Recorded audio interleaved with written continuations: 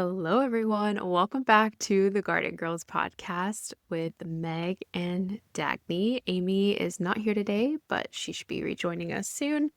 But I hope that you guys are ready to go to war in your gardens because it is almost the start of pest season. So you guys need to buckle up, put on your war paint, get ready because it's coming. It's coming. But don't worry, we're here. We're going to give you our pest control strategies that we are leaning into this year, how we're going to go about controlling the pests in our garden. We've got a lot of years, a lot of experience under our belt with the battle. So we're going to give you our best tips in this episode. Dagny, what are you doing? What's your game plan, your overall game plan for this year? Well, I'm already stressed out because I already saw a cabbage white butterfly floating around my garden, and that's just not okay. We're not doing Oh that this no. year. It's literally like they're like, this girl's got the brassicas. Let's just move right in. Like, I'm not even doing like I'm probably doing like kale, but I'm doing like curly kale and purple kale because I've heard that maybe they don't lay as many eggs on that. I haven't tested that theory myself yet. But that's one thing I'm doing is just trying to plant varieties specifically that don't actually attract the pests that likes that thing. It doesn't always work, but it's something that I'm giving a try because cabbage white butterflies have always been a huge issue for me in the garden. I would say probably my main thing that I do, which we've already talked about so much, I think, is companion planting, of course, which I'm sure you'll get more into as well. But yeah, those cabbage white butterflies, they're here and they're ready to go. No, but one other interesting method that I have yet to try that I think I will be trying this year is actually with my garlic. So I have a whole little mini fruit tree orchard that I'm doing with the backyard orchard culture method. And they're really close together and they're really close to the ground, which means they're very appealing to all the critters that would like to munch on them. And I actually have been reading a lot of like permaculture articles about this where you plant your garlic around your fruit trees because it's supposed to hopefully deter those pests. So that's something I'm going to be experimenting with. I can't speak to its efficacy because I haven't tried it yet, but it seems like it makes sense, right? Like any sort of stinky thing like an It makes a lot of allium. sense. Yeah, like Yeah. kind of want to do like a whole friggin' allium fence around the whole thing at this point. Yeah. Um, Like a barrier. I do that in my raised beds. I'll yeah, plant onions around the outside, like a little barrier. yeah, it makes sense. The pests, they don't like the smell. I want to plant a lot more chives this year. I only have like a couple Oh, bunches. yeah. I think they help a lot too. How about you? What are you working on this year? So, my main strategy is going to be a little different in years past. I am going to try to spray like pretty much my entire yard with beneficial nematodes. And this is an organic pest control practice, and it's really cool how it works. Like the biology nerd in me, I love this, and I can't believe that I've never tried it before. Beneficial nematodes, they're microscopic round worms that live in the soil. And basically any pest that pupates in the soil, so a lot of your beetles and things like that, so like squash vine borer, Japanese beetles, cutworms, weevils, cucumber beetle. So any soil-dwelling grub that lives in the soil, they will attack them and they will wipe them out. They kill them. I think that they inject like some kind of, I need to look this up, but I think they inject some kind of chemical into the grub that kills them. Oh my God. Yeah. It's really cool. And there's different species that attack different grubs. And this is safe for humans, it's safe for pets, it's safe for bees, it's safe for like your beneficial insects and pollinators and stuff because they're very specific in what they attack. I ordered them from Arbico Organics and they have like it's like three different kind that you can kind of get all together. And I got those three different kinds because I'm just kind of like, I'm going for everything. Yeah, I'm going blast for it it. all. I love Yeah, I'm that. just blasting it. And especially they have a very specific species that you can spray around your beehive. Oh, And I had a problem with small hive beetle in my beehive last year, a really big problem. And small hive beetle is a beetle that pupates in the ground. So I'm doing two things to kind of help my bees this year. First of all, I'm letting my chickens kind of forage around the beehive now. So they'll eat the grubs that are in the dirt, but then I'm also going to go in and spray those beneficial nematodes.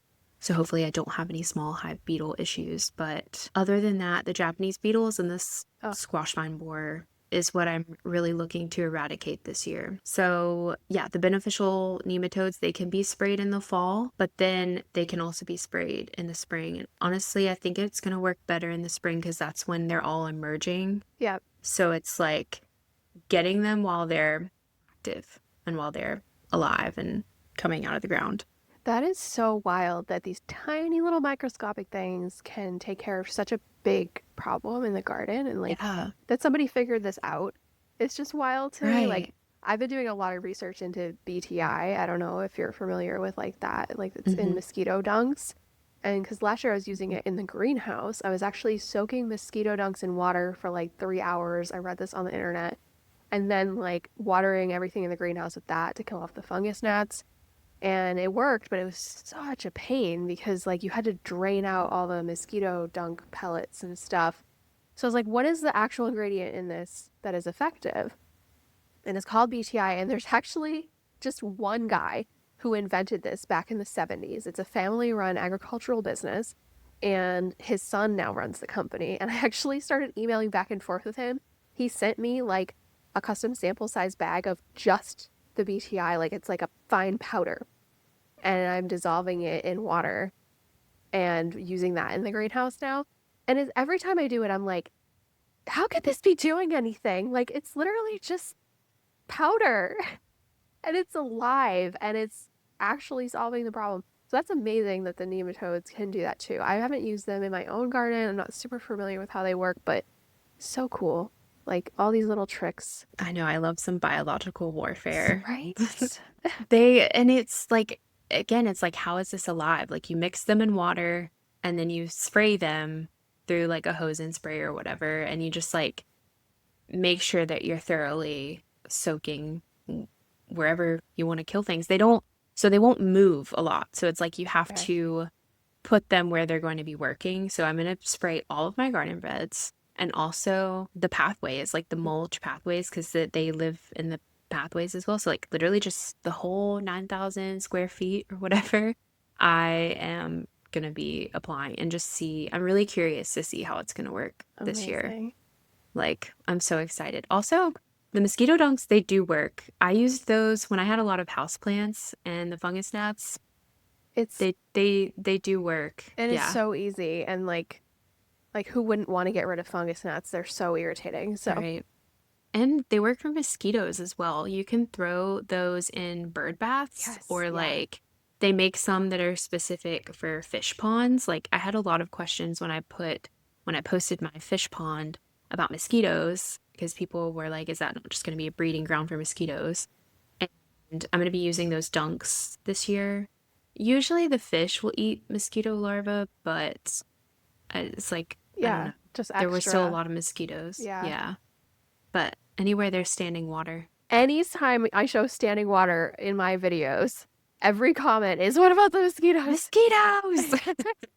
I promise I'm keeping that in mind. I don't like mosquitoes either. Like, I'm trying to do something about it. But yeah, BTI is definitely the top contender for dealing with that. That's so funny. People are very passionate about Yes. mosquitoes I'm like, so am every I. time. I don't like them either. Yeah. Just, Like oh my I'm not gosh. just like breeding them for No. fun. Like no, I'm just Oh man. Yeah, but so outside of like microscopic interventions, physical interventions can be fairly effective too. Although I kind of wanted to rant about netting because I'll have people be like, oh, should I put netting over my berries and my fruit trees and stuff? There is no acceptable form of netting, in my opinion, because birds can get stuck in this. And like, when is that ever worth it? I have not found one that's plastic free either, which kind of stinks. I don't see the point. To me, I'd rather plant more or lose more than potentially have any bird of any type or any kind of wildlife get stuck in it. That would just be a catastrophe to me. But I don't know. Do you know anything about netting? Like, is there an option I'm not aware of that is okay? Like, I usually don't use netting, but because like people ask me all the time, how do you keep your blueberries around? How do you keep your strawberries? There's birds. I just feed the me birds. too. I feed my birds in my front yard. That way they're like away from the garden, but also like I have bird feeders in my garden too. So I just feel like as long as I keep my birds fat and happy, Right. they're not gonna go for No. my berries, and it usually works for me. I really don't have that big of an issue with, and I have plenty of wild birds in my garden. I have birds that nest, and I see them every morning, and I don't know. But there is a netting that I wanted to try this year for my beans Oh yeah. because one issue is bean beetles. Mm. And that is something that the beneficial nematodes does not attack because they don't pupate in the soil. Okay. Their life cycle is above ground. So I thought about putting like a row cover Yeah. over the beans, which is different from netting because it's like a solid piece Totally. of Yeah. I use row material. cover It's all the not time. like a net. Yeah. So I am going to try to put row cover over my beans this year to keep the bean beetles off beans. Because if you deal with bean beetles, you know I have never had that. they are evil little imposters. They look like ladybugs, but they're orange and they're gross, and they eat your plants. They eat them up. I have to admit, I did not know this was a thing. I've never experienced bean beetles in my Consider garden. yourself lucky. All Consider right. yourself lucky because they're awful. They attack beans, curcubits, so Oh. cucumber, squash, everything. And they like kill your plants overnight. Like it's just annoying because they make them look like crap. Yeah. Like they eat the leaves. They Yeah. physically eat the leaves. And there's holes in the leaves, and like it eventually at the end of the summer it does start to affect the plants if there's a huge infestation. It's just keeping the numbers low is what is hard because they can get out of control so fast. Yeah, it's been hard for me to grow beans because they I mean they're called bean beetles for a reason. They love the beans. They attack the beans first. Huh. That's interesting. Yeah, I feel like this is just a weird personal bias I have, but like when there's insects that are like just destroying foliage, I get so much more mad about it than when it's like, I don't know, a bird eating the berries or something. Like I get comments from people all the Yeah. time like how do you like you were saying, how do you keep your birds from eating your berries? And to me, like that has never been my mindset. Like of course I'm trying to give them something else to eat somewhere else, but if they're going to eat half of my berries, that doesn't really bother me because my garden is part of the ecosystem and I think it's just like a Yeah. mindset thing of like I expect to lose at least some of my stuff to the other things in this ecosystem, right? Like we're talking about pest control, of course we want to be able to enjoy the fruits of our labor or whatever, but at the Yeah. same time like we are part of nature and nature is part of us and they're going to get some of it and that's not the end of the world. I always try to plant a little extra if I can so that I can share because if you think about it this way, I always tell people this when they're like, oh, something's eating my crop. Like, agricultural farmers that are growing food for industrial like purposes, they expect to lose 30% of every crop they plant. They plan for that because they know that there's wildlife around. And these are monocultures where there really isn't even that much wildlife, right? That's probably interested in what they're growing. We're building whole ecosystems of very vibrant, diverse plant life. Of course, it's going to attract even more than that. So I expect to lose like 50% of whatever to any kind of wildlife. And I don't usually lose 50%, but if I do, I'm not disappointed about it. Yeah, and it's like talking about the whole ecosystem aspect. If you keep your ecosystem stocked with other things that birds eat, like plants that put out seeds that birds can eat, or like just other things that they can eat, then, and even pests, like birds help with your pest population as well. They Right. like to eat beetles, they like to eat like little insects. So if you have a garden and you're getting rid of all the pests because you're spraying it with pesticides and there's nothing for the birds to eat, there's nothing else for them to eat other than the berries, obviously they're going to go for your berries. Right.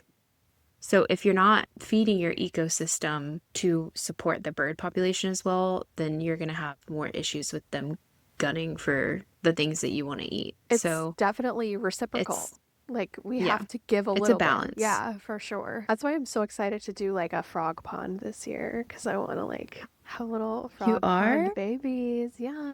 You're gonna do a frog pond? Yeah, like That's so Martha's exciting. little one that's like just in ground. I don't want to do like a big production, but Okay. she's got like frogs laying eggs in this pond, Yeah. and I need that in my life. It's so cute. There was a frog that laid eggs in my pond last year, but I think that the fish ate the eggs. Oh, yeah, that will happen. Yeah. So I don't know if, yeah. I'm not gonna do fish in mine. I want like a separate pond that doesn't have any fish so that the frogs can Yeah, you need like 2 reproduce in ponds there. at least. Yeah, I need to. I wish I could have an in-ground one, but my landscape just isn't Yeah. designed for that. It's very sloped, but I love my Yeah, little yours is mini so pond. cute. But speaking of the ecosystem, another strategy of mine this year is I'm going all out with the flowers. Mm, Like, I'm planting so many flowers, more than I've ever planted. And I feel like over the years, as my garden has developed and the ecosystem has developed and I've planted more flowers, I've had less pest issues, other than those like very specific ones like squash vine borer and stuff. But the point of flowers is to attract beneficial insects to your garden. So, like green lacewings, ladybugs, praying mantis, things like that. They need flowers. They need nectar. The more flowers you plant, I think the more you can attract those beneficial insects to your garden, the less pests that you're going to have overall. And I think it's also important to that a lot of those flowers be native flowers. So I'm trying to have at least 70% of my flowers in the garden wow. be native flowers. That's what I'm aiming for. That's my goal. I'm not there yet, but that's my goal. So I'm seeking out more native perennials and native annuals to plant this year. That's exciting. Yeah. I need to get better about that for sure.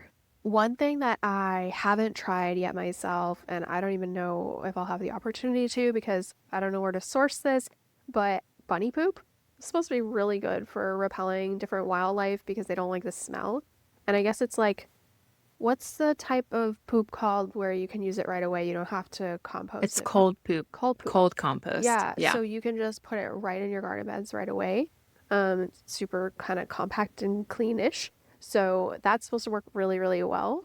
I would love to try it. I don't know where I'm going to source bunny poop, but if anybody has a good lead, let me know. I would love that Right? too. Like maybe this is my excuse to keep rabbits.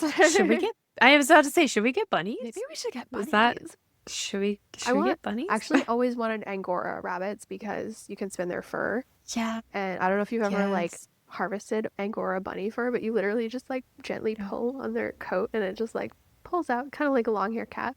So they're God. so cute. But my only other thing was the organza bag thing. I have never tried this myself. I know it's very popular. Personally, the reason I've never tried it is kind of twofold. First of all, I'm like, I'm not gonna put a baggie on every single strawberry. I'm sorry. That's like way too labor intensive for me. It's just not happening. Like, I don't know. But also, like, I don't know. It doesn't look good. And for some reason, that really bothers me. And that's totally a me thing and not like everybody, you do you. But I just don't like it. I don't know. So it's not something that I would personally try. I can see how it would be really effective, but not for me. But you've done it before, right? Yeah, I do it, but I don't do it for strawberries, but for the bigger Yeah. fruits. So I will put them around my grape clusters Mm, or my peaches just to keep, because like when things start to ripen, obviously the bugs smell it and they want it. yeah. And the critters and stuff, they want it. So, especially with peaches and grapes, those two, for me, I've had a lot of pest issues with just like some curious bugs just wanting to take a bite out of it. And why wouldn't they? So it just, if you like putting an organza bag around them just creates this physical barrier where they can't Yeah. bite your stuff. So I like it for the bigger stuff, but like you said, strawberries and blueberries Not and worth it. those little tiny berries, like no, it's not worth it. Mm-mm. But the bigger stuff, I think it is worth it, especially like the bigger grape clusters Yeah. and stuff. Like it's easy to just put the bag around and just tie it. That makes sense. So I like them for that reason. Now, do you have earwigs where you live? Because so my mom has done the organza bags on fruit trees before, and literally they were just full of earwigs because earwigs can still get inside of them. It was so Oh no, I gross. don't think like I've seen earwigs here, but it's not like a huge problem that I've ever It's noticed not like in my something where garden. I see them very often, but it was almost like they were drawn to the organza bags. I don't know what that was. Like, it's really weird. They're like, "Ooh, this is Yeah. cozy." No I one get else can food get and in like here. a little shelter. Yeah. Oh my Yeah, I gosh. don't know. I've never had an issue with earwigs, but those freak me out. They really freak me out. As a child, when I first found out about earwigs, there was like that, that lore or whatever that people would say that they crawl in your ear at night. Meg, And it's not lore. I have to tell you something. No, It I don't happened. want to It know. happened to I me. always, I always, no, It was Dagny, literally a no. nightmare. It I thought was it was a the legend. I didn't worst. know that I that thought it was was a legend true. too until it I thought happened it to was they. me. I thought it was Yeah. what they told kids to No, scare them. it's not. So, yeah, I won't. I won't because I'm sure it will upset many people other than you as well. But yeah, it's real and you can hear So it. it crawled. I know. I want to know now. So it I crawled in was your in an ear. Adirondack chair, so it had a really high back, and somehow I didn't feel it or notice it until it was in my ear. And obviously, I didn't know what it was at that moment. I could just hear it. Like I could hear it in my ear. Um, and so I ran inside screaming my head off.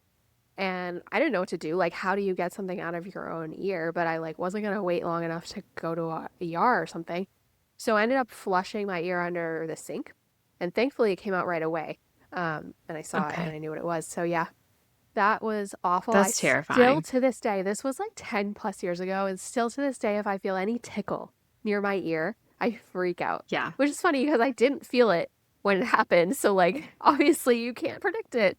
I'm sure that's really reassuring. But yeah, it was not, I don't recommend.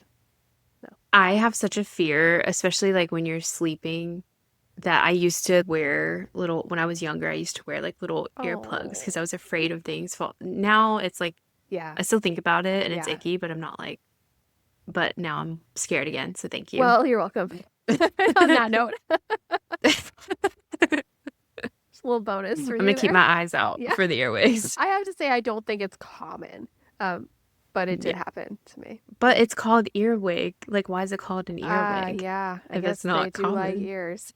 And they have those little pin, Oh, those little, the that's why I'm like pinchers. scared that they'll just like crawl in there and then like I pinch. know. I was so afraid that it had like laid eggs in there or something. I literally went to the doctor, Oh, made them look at my uh, ear just to make sure there was nothing left.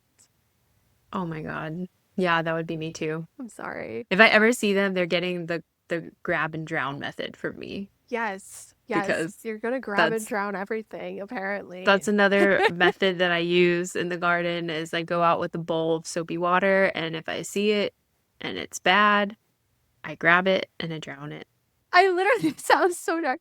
I have so much trouble with this. It sounds cruel, but when I usually do this for the bean beetles when they are Yeah. infesting and they're everywhere and they're eating all of your plants, like you'll do anything. You'll I go to great lengths I have to done get rid of it them. with like the squash beetles. Hmm. But it was Oh yeah.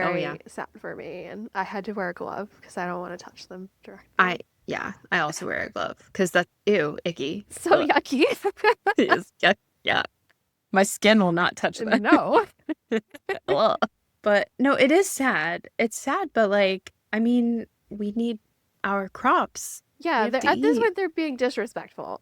This is why I don't feel bad about like cutting hornworms in half and leaving them outside for the crows. Like, I'm sorry. Bye. Yeah. No. You destroyed a tomato plant in 2 hours. We're not doing this. There's a line. Yeah. If I can feed something to the chickens, like a worm, like I'll Yeah. do that. But those bean beetles, they will just fly away. No. They're just so Taken out permanently. they have to be taken out. That's just how it is. This is a dark Like I side of said, this gardening. is war. This is war. It is. Okay, on that note, I think we're going to wrap this up here. And you guys can find us mostly where podcasts are available, which is Spotify and Apple Music. And we're also on Instagram, TikTok, and YouTube. And we'll catch you guys in the next one. Bye. Bye.